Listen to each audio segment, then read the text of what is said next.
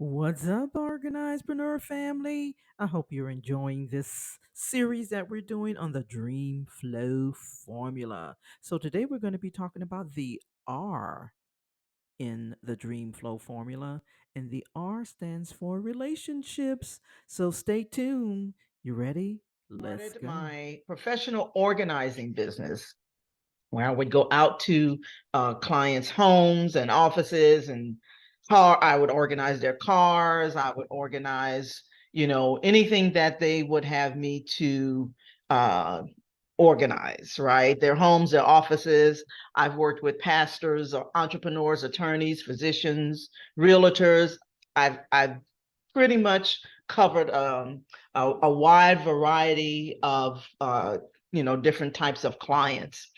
And so, but one of the reasons that I started my professional organizing business, and this is just one of the reasons, there are many reasons. I do love helping people to get organized, but one of the reasons that I started my organizing business was due to my own pack rat tendencies, because I like to save stuff. I like to hold on to stuff. I mean, and it is a challenge for me, right? And so I've been my own ongoing client of my services, right? And so I refer to myself as a redeemed organized pack rat. It's a journey. It's not a destination. It is a journey and an ongoing process. And so over the years um, of working with clients, I've discovered several things. One of those things is that there's a holistic approach that has to happen.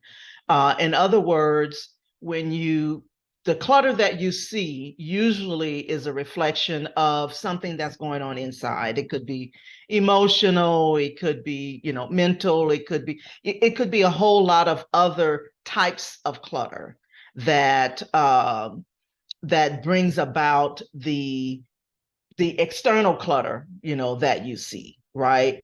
Um, and so, you know, I've suffered from it from, different times in my life. There are things that it may be trauma, it may be that you grew up seeing a lot of clutter. It could be a lot of things that really contribute to the amount of clutter that we see. But most people want to start with what we see and not deal with the internal part of what may be causing it, right? Because again, it brings up a lot of, emotional things that could be going on. But now that's not what we're going to talk about today. Because now I actually, even though I still do that and I work with clients, dealing with clutter, basically what I do now is help female entrepreneurs through the journey of decluttering and organizing and streamlining their life and business, which really is instrumental in helping them to launch or maybe relaunch their businesses. And so that they can have the life and business of their dream. So that helps my clients to get clarity. It helps them to avoid a lot of the pitfalls that I've experienced in business. And so that's really what I'm all about. I've learned so much over the years. I've been again, this it's been a 20-year journey. 2003 when I first started in the organizing business, and really just kind of pivoted some to really focus on female solo preneurs. So today we're going to talk about the Dream Flow formula. Okay, we have been in this series for the past few weeks, right? And so in this series, we've been talking about, how to achieve more in less time without the hustle and grind. And so this part of today's topic is a segment, if you will, of the overall series. And so the Dream Flow formula is about systems that help you to create more time and eliminate the hustle and grind. I know that's a whole lot of stuff that I'm saying there, but I think you get it. Because for most solopreneurs, we typically handle a lot of different aspects of our business. We're doing the marketing, we're doing the sales, we're doing administration, we're doing the customer support, we're doing all of this stuff.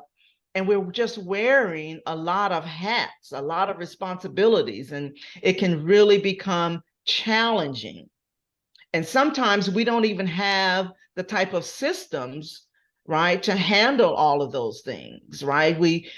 And we're all over the place. And so this still relates to clutter, right? And so what I'm here to help people do is to really kind of streamline all of that, right?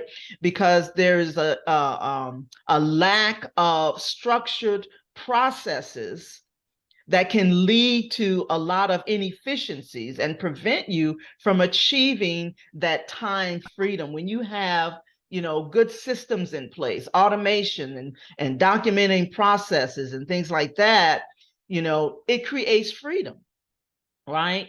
And most of us recognize the fact that, having control over our schedule and working on our own terms and having a better work-life harmony is really essential, right? It's really important to us, right? And, because you want to spend time with your family, you want to, do other things, you may want to be pursuing other interests. And so a lot of times when we are in that hustle and grind and we've got a lot of clutter and we're doing a lot of things and wearing a lot of hats, it's really hard to see how we can have better work-life harmony. So I mentioned the dream flow formula. So aside from the fact that dream is a part of my name, right? It is an acronym. It's an acronym for a 5-step process that really helps you to create more time and freedom in your business, right? It also helps you to create a better experience for you and your clients and those that's engaging with you, whether they're prospects or clients. It creates a better experience, right? So right now we're on the second step in the process, and I'll just quickly go over what the 5 steps are. But because, like I said, the letters in DREAM stands for a step in the process. Okay, so the D in the Dream Flow formula stands for Discovery Marketing System. Okay, Discovery Marketing System. We went over that in a little bit more detail last time we were together. Okay. The R stands for Relationship Building System, which is what we're going to talk about today, right?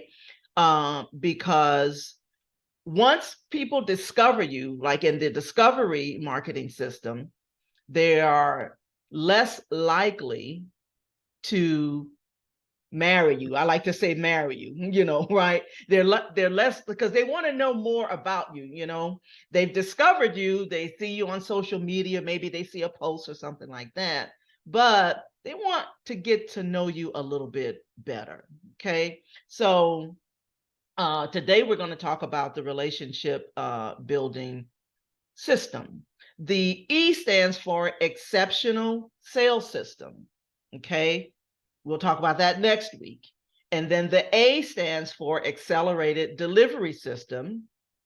And then the M stands for Matchless Client Success System. Okay, so today we're going to talk about the power of relationship building in the Dream Flow formula. Because here's the thing, building strong relationships is the key to nurturing more of a know, like, and trust factor, right? Loyalty, right? And ultimately cash flow, because people will buy from you once they know you a little bit better, right? So let's talk a little bit about what that may look like, because for each of you who have different types of businesses, it may look a little bit different. So this is kind of like a framework for building more of a know, like, and trust factor through building relationships. One of the things that we always say as a result of our networking event that we've been having, like we said, for over 3 years, is that we cultivate an environment that's conducive for building relationships. It is so important because it helps to cut down the noise of a lot of folks that's out there that you don't know. So when you come to the event, we are really very intentional about building relationships. And so that's why we do things the way we do it, right? One of the things I really got frustrated about when going to a lot of the other networking events was that people always wanted to just get your contact information, schedule a one-on-one with you, and then sell to you, right? And that is not what we're all about here. So you'll hear us talking a lot about relationship building. Every time you come, we'll be saying something as it relates to building relationships. So anyway, so what that may look like in terms of a system or a process for you. One of the things you want to make sure that you do, and this is step one, is to nurture your audience. Okay. Nurture your audience. Understanding the importance of nurturing your audience and staying on top of mind of your audience is so very essential, right? And you really want to, your goal should be anytime you engage with, whether it's a prospect or a potential client, is that you're providing value. Dorothy just said that a few minutes ago about value, right? So when people come to our networking event, we want to make sure that we provide value, that you walk away with something that you can apply in your business, in your life, right? And so that is, our aim. That's our goal, is that you're able to walk away with something. I don't care if it's just one little thing, like, yeah, when I went to that networking event, I was able to get this tip, and I can apply that today in my business or in my life somehow. So you want to provide value and build trust with your potential clients. So I heard a great quote over the weekend. I was watching, it was, I think it's called Undercover Billionaire or something like that. I can't remember the exact name of it. But anyway, so one of the participants, or one of the persons that was in the show, it was a great quote, and it just really kind of stuck with me. She said, "Don't just know your value, show your value," right? Because we know that knowing your value, right, is about understanding like your unique strength, your skills, your expertise, and being very, very confident about that. So it's about recognizing what you bring to the table, what you bring to the marketplace, right? And so when you know what that is, you have more confidence in your abilities and your ideas and your contributions, right? But when she said show your value, I was like, yeah, that it really stuck with me, right? Because there is a difference between just knowing your value and showing your value, right? Knowing your value is not enough, but it's equally important to show your value, right? Because it involves effectively communicating and demonstrating your worth, showcasing your expertise, your skills, the results that you can deliver, right? That's one of the reasons why when in my business, I have workshops, I have decluttering events.